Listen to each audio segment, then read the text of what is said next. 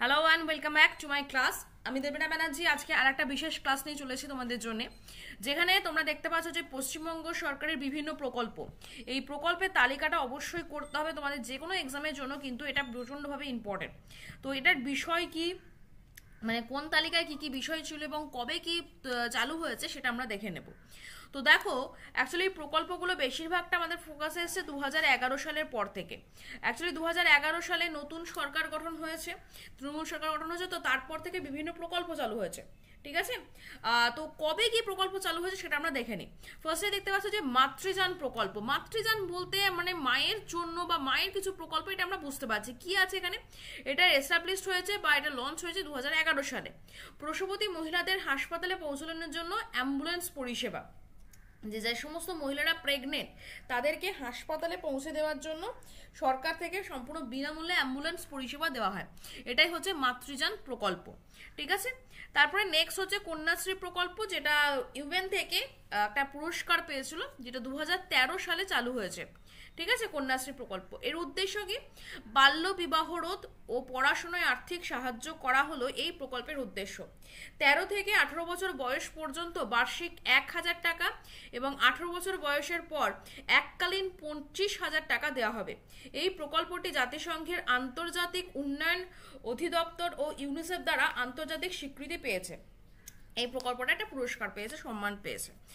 আবারও বলছি, প্রকল্পটার মধ্যে রয়েছে মানে যাতে মেয়েরা পড়াশুনো করতে পারে, তো সেটাই হচ্ছে মেন উদ্দেশ্য।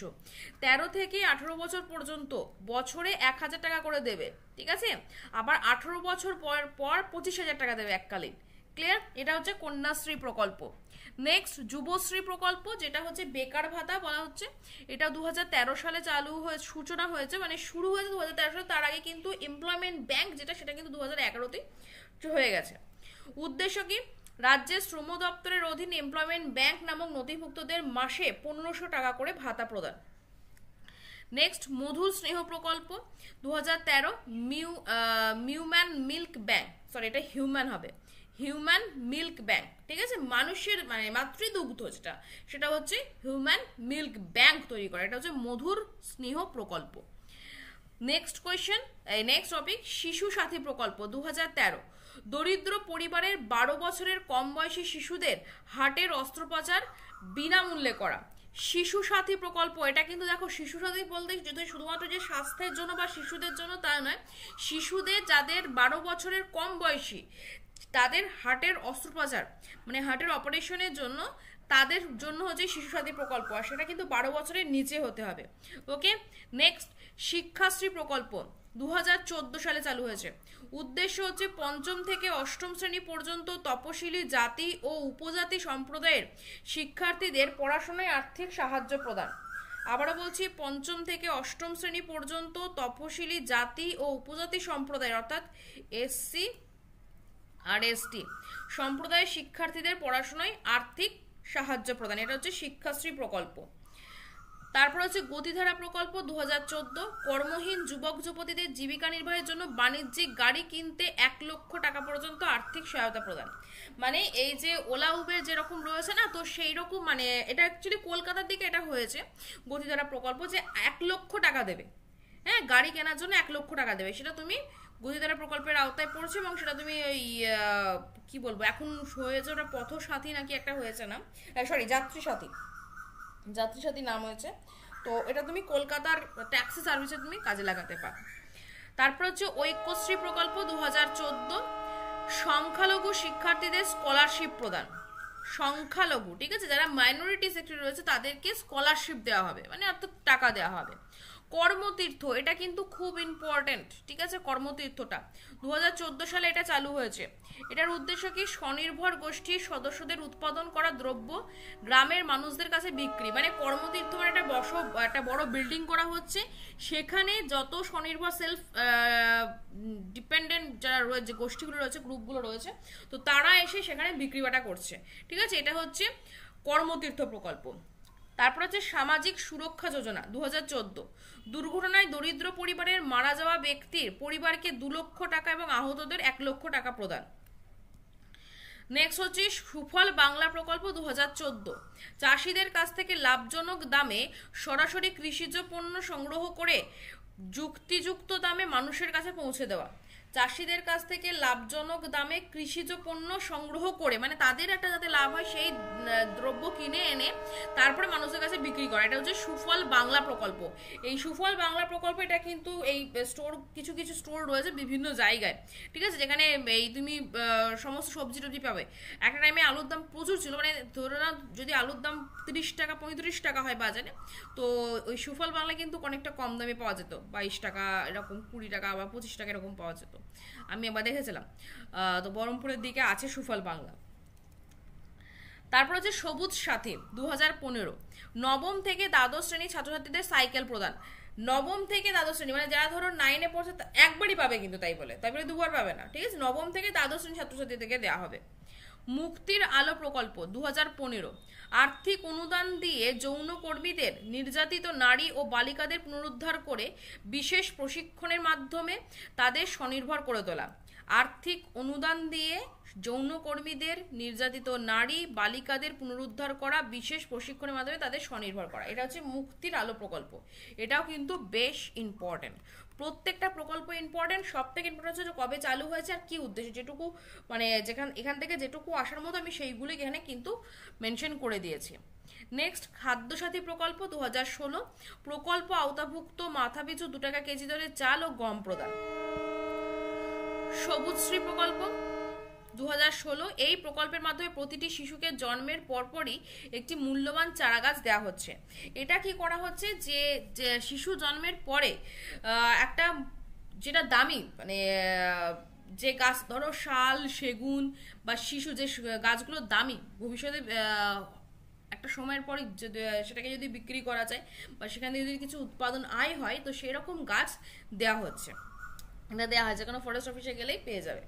সমব্যাথী প্রকল্প 2016, দরিদ্র মানুষের পরিজনের অন্ত্যেষ্টিক্রিয়ায় 2000 টাকা প্রদান, অর্থাৎ মারা যাওয়ার পর 2000 টাকা প্রদান। স্বাস্থ্যসাথী প্রকল্প 2016, 10 লক্ষ টাকা পর্যন্ত স্বাস্থ্য বীমা। যদি তুমি হসপিটালাইজেশন হয়, ভগবান না করুক, তোমার কিছু হোক বা তোমাদের কিছু হোক, সবাই সুস্থ থাকো, তো যদি কেউ হসপিটালাইজড হয় তো তাকে 10 লক্ষ টাকা পর্যন্ত সরকার সাহায্য করবে, ঠিক আছে। উৎকর্ষ বাংলা প্রকল্প 2016, শিক্ষার্থীদের বৃত্তিমূলক শিক্ষা দেওয়া, অর্থাৎ কিছু না ভোকেশনাল ট্রেনিং যেটা বলা হয় সেটা। Safe drive save life, safe, এটা কিন্তু অনেকেই ভুলভাল লেখে, সেফ ড্রাইভ আর সেভ লাইফ।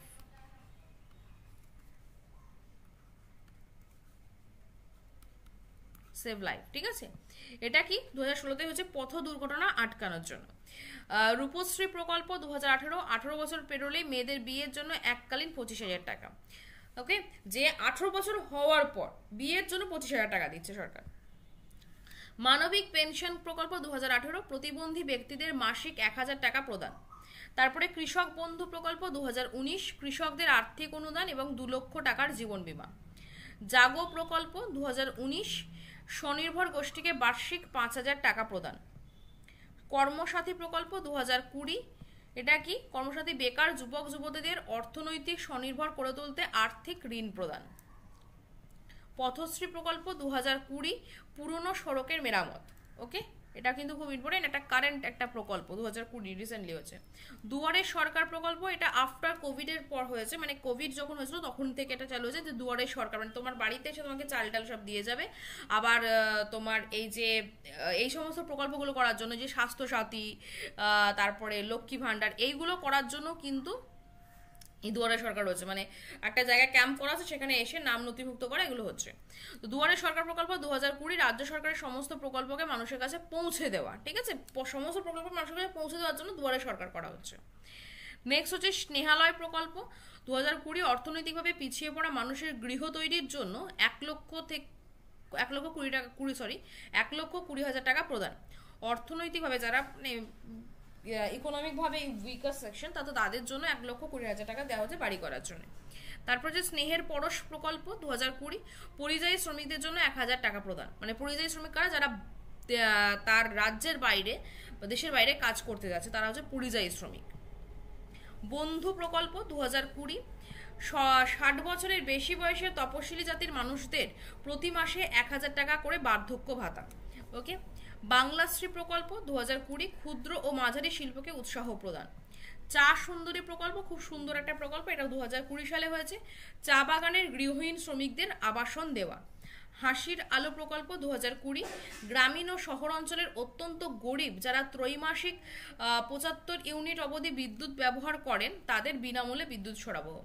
হাসির আলো কি বলছে, গ্রামীণ ও শহর অঞ্চলে অত্যন্ত গরিব যারা ত্রৈমাসিক 75 ইউনিট অবধি বিদ্যুৎ ব্যবহার করেন তাদের বিনামূল্যে বিদ্যুৎ সরবরাহ। তারপর হচ্ছে স্টুডেন্ট ক্রেডিট কার্ড প্রকল্প 2021 পড়াশোনার জন্য 10 লক্ষ টাকা পর্যন্ত ঋণ প্রদান, ঋণ দেবে, ঠিক আছে, লোন দেবে। লক্ষ্মীর ভান্ডার প্রকল্প 2021 মহিলাদের স্বনির্ভর করতে আর্থিক সাহায্য, আগে 500 ছিল, রিসেন্ট 1000 হয়েছে। মা প্রকল্প 2021 দরিদ্র মানুষদের জন্য 5 টাকায় ডিম ভাত। এই মা প্রকল্পটা সমস্ত জায়গায় আছে, দুপুর বেলায় 5 টাকায় খাওয়ানো হয়। নিজ গৃহ নিজ ভূমি প্রকল্প রাজ্যের ভূমিহীন মানুষদের স্থায়ী আশ্রয় ও আশ্রয়কে কেন্দ্র করে জীবন জীবিকার মান উন্নয়ন। সবলা প্রকল্প কিশোরীদের স্বাস্থ্য ও কর্মসংস্থানগত উন্নতি ঘটিয়ে তাদের ক্ষমতায়ন বৃদ্ধি করা। গীতাঞ্জলি প্রকল্প প্রতিটি মানুষের কাছে সুনিশ্চিত আশ্রয়ের ব্যবস্থা করা। পথসাথী প্রকল্প পথচারীদের সুবিধার্থে একই ছাদের তলায় শৌচাগার, আহার ও রাতে থাকার ব্যবস্থা। ওকে, মানে যাতে রাতের বেলায় কোনো কি বলবো হোটেল ফোটেল নয়, ঠিক, বাট পথসাথী হচ্ছে পথচারী যারা রাস্তায় থাকে তাদের জন্য একই ছাদের তলায় শৌচাগার, আহার আর রাতে থাকার ব্যবস্থা। উৎসশ্রী প্রকল্প যে সকল শিক্ষক শিক্ষিকারা বাড়ি থেকে দূরে সরকারি বিদ্যালয়ে কর্মরত আছেন তারা বাড়ির নিকটবর্তী বিদ্যালয়ে শূন্য পদ থাকলে আবেদন করতে পারবেন।